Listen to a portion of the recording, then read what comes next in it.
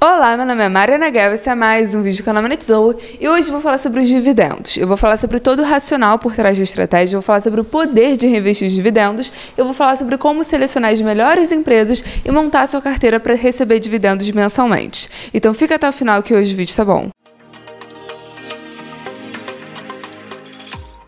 Eu acho que todo mundo que acompanha o meu canal já tem uma noção bem clara do que são os dividendos. Resumidamente, os dividendos são a parte do lucro que a empresa direciona para os seus acionistas. Quando uma empresa tem lucro, ela pode usar esse dinheiro para investir, em projetos de expansão, por exemplo. Ela pode usar esse dinheiro para pagar dívidas, se desalavancar. Ela pode usar esse dinheiro para recomprar ações. Ou ela pode usar esse dinheiro para gerar valor para os seus acionistas. Ela pode pagar dividendos. Porque tem tanto investidor que olha para os dividendos como critério antes de investir. Um grande exemplo é o Barsi, o maior investidor pessoa física aqui do Brasil, que olha justamente para boas pagadoras de dividendos. Ele tem isso como estratégia de investimento. A grande questão dos dividendos é que eles te dão retorno sem que vocês tenham que vender suas ações. Isso significa duas coisas muito importantes. Primeiro, que você consegue ter retorno independente da cotação do ativo, independente do valor da ação, ou seja, independente de volatilidade, de especulação no mercado. Você vai conseguir ter um retorno baseado realmente em quanto valor a companhia gerou. Isso é muito importante. Você tem um retorno, tem uma renda baseada em economia real e não em movimento de curto prazo de mercado. Isso te protege. E além disso, você consegue ver retorno, você consegue ter dinheiro no bolso sem de fato vender o ativo, vender a ação. Óbvio que isso não é um valor que é criado do nada, é um valor que estava na companhia, era lucro da empresa que foi distribuído. Então, quando você tem pagamento de dividendos, isso também reflete no valor da ação. A gente não está falando de um dinheiro que é criado magicamente no mercado, como eu falei, é que foi gerado pela companhia e foi distribuído. Mas se você usa esse dividendo para reinvestir, você consegue gerar um efeito bola de neve. Você consegue ativar o efeito de juros compostos no seu investimento. Como assim? Quando a gente fala nessa estratégia de investir em dividendo, a gente não está falando de você comprar empresas, conseguir uma renda mensal, pegar esse dinheiro, enfiar no bolso e viver a vida. Não é isso, Óbvio que no longo prazo você conseguir ter uma carteira que pague dividendos com uma certa constância para você ter uma aposentadoria. Óbvio que no longo prazo o objetivo é esse. Porém, no curto prazo, quando você está começando a investir, quando você está começando a vida, o objetivo é você pegar esse dinheiro e reaplicar. O grande segredo dessa estratégia não está na genialidade, mas sim na constância e na acumulação. É você ter aportes mensais para comprar ações que vão te gerar dividendos, que somado com esses aportes constantes, vão te comprar ainda mais ações, que vão te gerar ainda mais dividendos. E com isso, no longo prazo, você vai conseguir aumentar a sua carteira no piloto automático. Além do dinheiro que você consegue com o seu trabalho que você vai usar para investir, que é muito importante, principalmente no começo, óbvio. Mas além disso, você vai ter os seus dividendos, que ao longo do tempo vão ficar cada vez maiores, e você não vai deixar de ter suas ações, essa parte mais importante. Apesar do valor do dividendo sair da empresa, sair do lucro, o seu percentual na empresa não muda. Você não tem que vender a sua participação para ter retorno. Aí que está o segredo. No longo prazo, isso é juro composto. O retorno fica exponencial. É isso que a gente tem que entender quando a gente fala dessa estratégia. Então, é uma estratégia que é certa, Os grandes investidores que a gente conhece, óbvio que enriqueceram com o trabalho próprio, Isso óbvio. Mas a estratégia de investimentos que eles usam é essa. Os grandes bilionários investem assim. Mas qual é a questão? É uma estratégia que é 100% focada no longo prazo. As pessoas não querem enriquecer devagar. Elas não têm paciência para enriquecer. Então, não é essa estratégia que é vendida, não é essa estratégia que o pessoal vende na internet, não é essa estratégia que o pessoal procura, porque eles querem dinheiro assim. Essa também não é estratégia que coloca dinheiro em bolso de corretora, não é estratégia que traz liquidez. Então, você não vê as empresas, você não vê as corretoras, você não vê bancos, instituições fazendo propaganda para esse tipo de investimento. Mas é essa estratégia que no longo prazo dá retorno.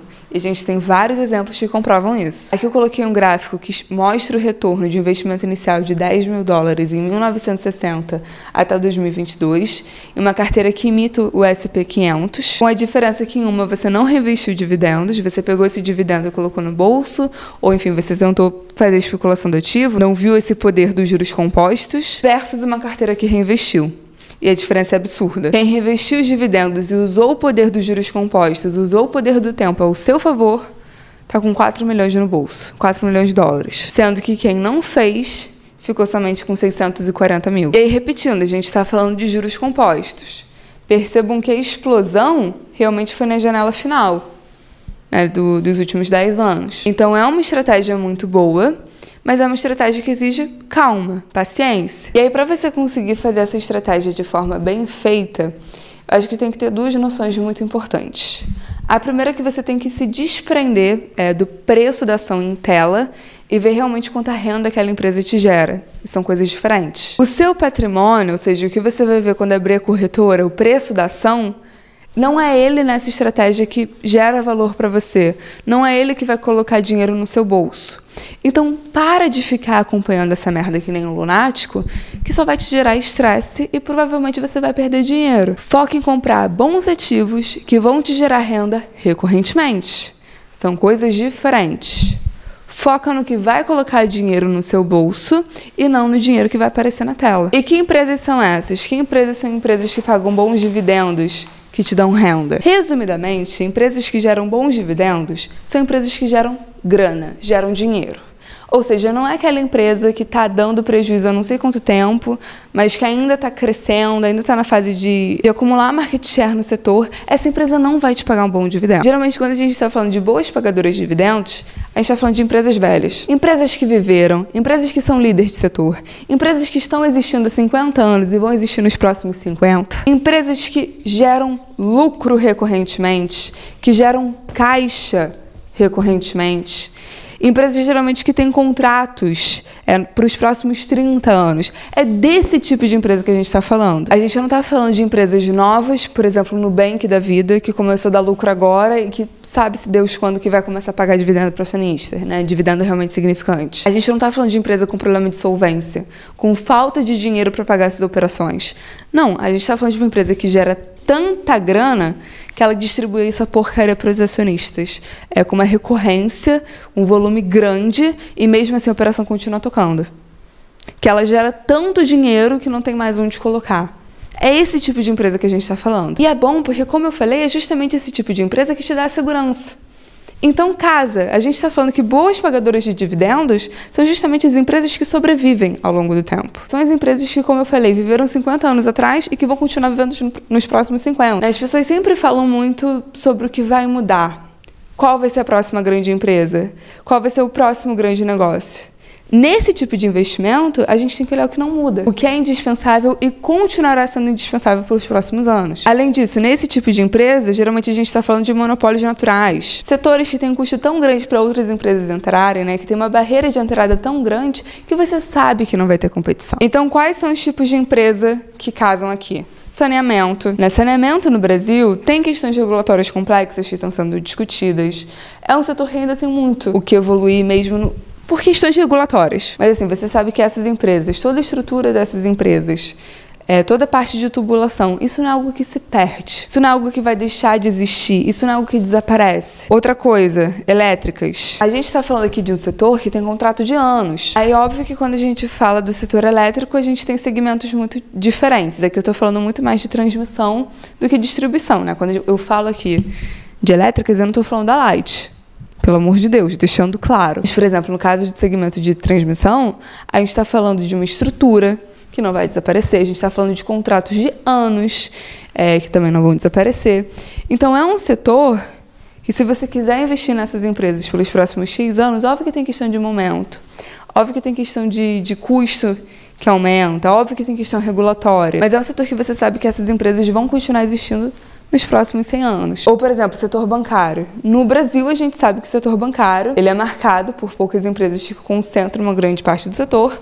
Tem as fintechs que entraram, né? Tem o Nubank, tem Inter, que cresceram nos últimos anos. É um setor que tem uma competitividade, mas você sabe que aqueles bancões são máquina de fazer dinheiro, vão continuar existindo pelos próximos anos, né? Os bancões que estão se renovando. Então, assim, é outro setor que você sabe que ele nunca vai ter problema com isso aqui. Aí, ok, nem todos os bancos estão pagando dividendos altos, você pode falar isso. Mas em algum momento isso vai entrar no banco como uma forma de gerar valor, porque ele tem tanto dinheiro que nem o banco sabe o que fazer com aquilo. Ou, por exemplo, é o caso de Itaú, né? Que tem muita gente que reclama que não paga dividendos. dividendo, eu realmente acho que em algum momento vai passar a pagar mais. Então, quando você for fazer uma carteira, você tem que olhar para isso aqui. Olhar para o setor, olhar para a exposição que você tem em cada setor, é importante ponderar isso. Então, quando você for fazer uma carteira, é importante olhar para tudo isso. Olhar para a questão de empresas que vão ter uma longevidade, que você sabe que vão continuar existindo. Olhar para as características setoriais também. Fazer uma ponderação da sua carteira de cada setor, né? Você não vai querer se expor muito a um único setor, e aí por uma questão de ciclo, por uma questão de momento de mercado, você acabar perdendo dinheiro em um momento que talvez você fique mais exposto. Então, é importante ponderar isso. Mas aí lembrando que esse tipo de ponderação, você fazer uma análise de cada setor, risco de cada setor, é diferente de comprar várias empresas por comprar. A gente está falando de empresas que você vai ter para o resto da sua vida.